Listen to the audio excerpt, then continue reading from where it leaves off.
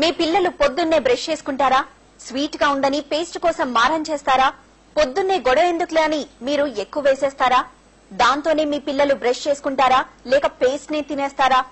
అయినా చిటికెడు పేస్ట్ కోసం ఇన్ని ప్రశ్నలు ఎందుకు వేస్తున్నారా అనుకుంటున్నారా? అసలు మీరు మీ పిల్లలకు వేసే పేస్టే వారి ప్రాణాల మీదకు తెస్తుందని మీరెప్పుడైనా ఊహించారా? మీరు అవునన్నా కాదన్నా ఇది పచ్చి నిజం. పిల్లలున్న ప్రతి తల్లి తండ్రి తెలుసుకోవాల్సిన నిజం. అదేంటో మీరే చూడండి.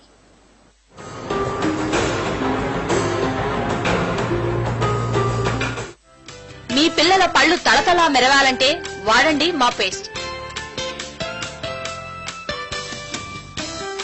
మీ పిల్లల పళ్ళు గట్టిపడాలంటే వాడండి మా పేస్ట్. ఏ టీవీ ఛానల్ చూసినా, ఏ పేపర్ యాడ్ చూసినా ఇలాంటి ప్రకటనలే ఎక్కువగా కనిపిస్తాయి. ఉదయం లేవగానే పళ్ళు తోమడం నుంచే మన పనులన్నీ మొదలవుతాయి. పిల్ల పెద్ద అందరూ పొద్దున్నే పేస్ట్ తో బ్రష్ చేయాల్సిందే. అందుకే మన జీవితంలో పేస్ట్లు అంత అవసరమైపోయాయి.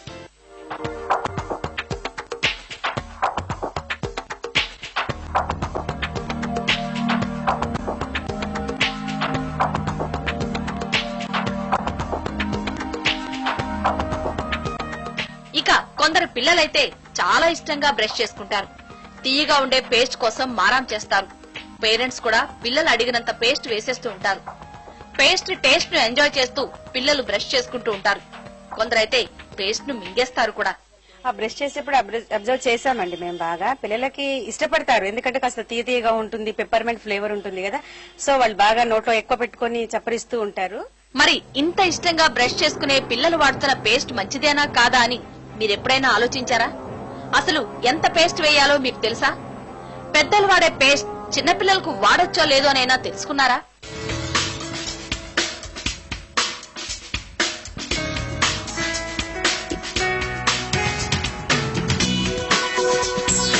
పిల్లల పేస్ట్ వాడకంపై పేరెంట్స్ షాక్ అయ్యే వాస్తవాలు చెబుతున్నారు వైద్య నిపుణులు. సాధారణంగా అన్ని రకాల పేస్ట్లలో ఫ్లోరైడ్ ఉంటుంది. ఇది తాగే నీటిలోనూ ఉంటుంది. అయితే ప్రపంచ ఆరోగ్య సంస్థ సూచనల ప్రకారం 1 పార్ట్ పర్ మిలియన్ వరకు ఫ్లోరైడ్ శరీరంలోకి వెళ్లొచ్చు. దీనివల్ల ఎలాంటి ప్రభావమూ ఉండదు. కానీ మార్కెట్లో దొరికే టూత్ పేస్ట్లలో 600 పీపీఎంల నుంచి 1100, 1600 పీపీఎంల వరకు ఫ్లోరైడ్ ఉంటుంది. ఇదే పిల్లల ప్రాణాల మీదకు తెస్తుందంటున్నారు వైద్యులు.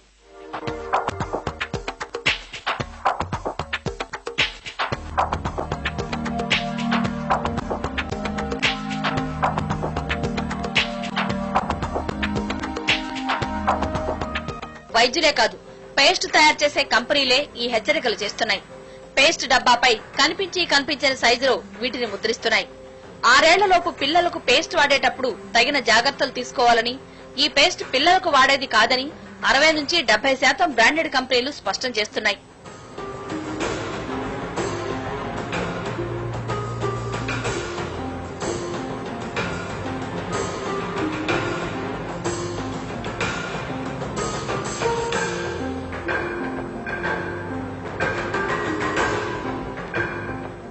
నిజానికి అన్ని పెద్ద కంపెనీల టూత్ పేస్ట్లలోనూ చిన్నారుల కోసం ప్రత్యేకంగా ఉన్నాయి.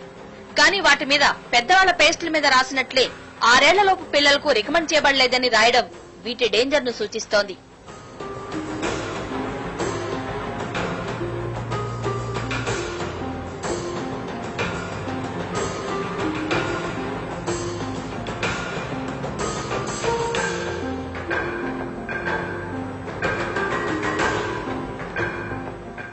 ఇలాంటి పేస్ట్ ఎక్కువగా వాడడం వల్ల సైడ్ ఎఫెక్ట్స్ ఎన్నో ఉన్నాయి. పళ్లు రంగు మారి పసుపుగా అయిపోతాయి. పళ్లల్లో పటుత్వం ఉండదు. పేస్ట్ ద్వారా శరీరం లోపలికెళ్లే అత్యధిక శాతం ఫ్లోరైడ్ వల్ల ఎముకలు పెళుసుగా మారిపోతాయి. కొన్నిసార్లు ఎముకలు వంకర్లు పోయి పిల్లలు నడవలేని స్థితికి చేరుకుంటారు. అయితే ఇదంతా ఒకేసారి జరగదు.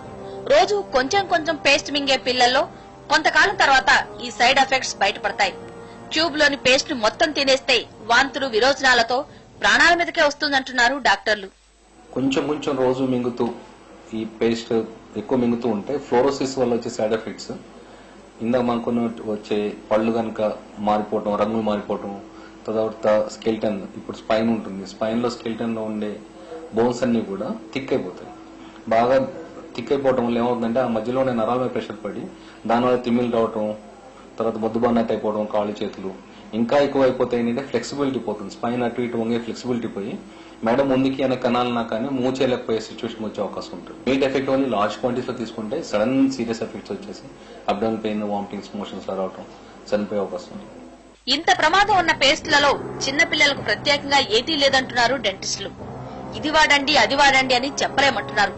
హెచ్చరికలు సూచనలు లేని పేస్టులు వాడడమే బెటర్ అంటున్నారు.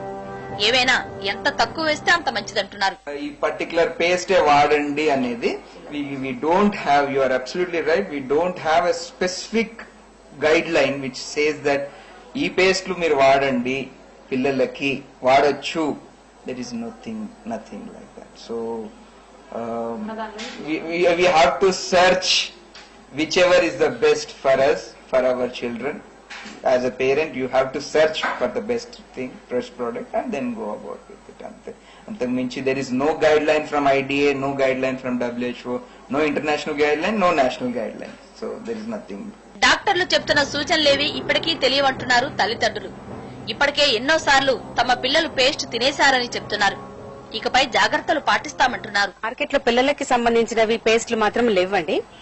ఇక సో అది ఎక్కువ కూడా వాడకూడదు అంటున్నారు. ఇప్పుడు చాలా లిటిల్ వాడాలంటున్నారు.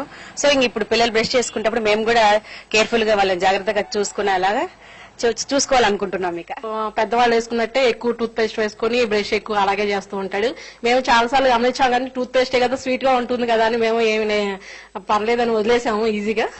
కానీ దీనివల్ల ఇన్ని ప్రాబ్లమ్స్ ఉన్నాయంటే ఈసారి నుంచి చాలా కేర్ఫుల్ గా దగ్గరుండి బ్రష్ చేపిస్తామండి.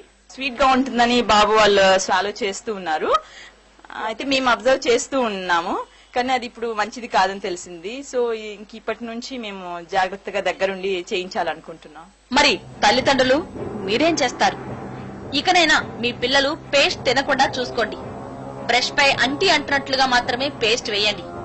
మీ పిల్లల ఆరోగ్యం మీరు వాడే పేస్ట్ లోనే ఉందని గుర్తించండి.